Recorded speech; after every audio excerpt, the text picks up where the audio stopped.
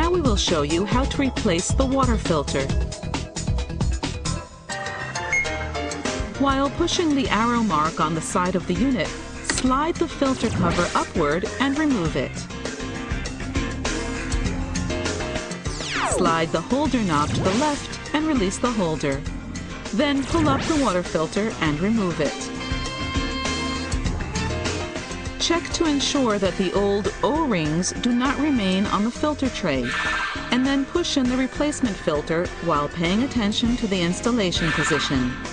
Install the holder, then slide the holder knob to the right and lock it in place.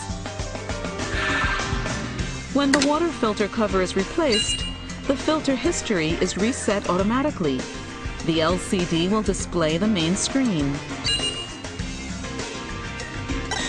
Run the water for at least 3 minutes after filter replacement. Please be sure to use our designated water filters for replacement, as other filters may lead to malfunction.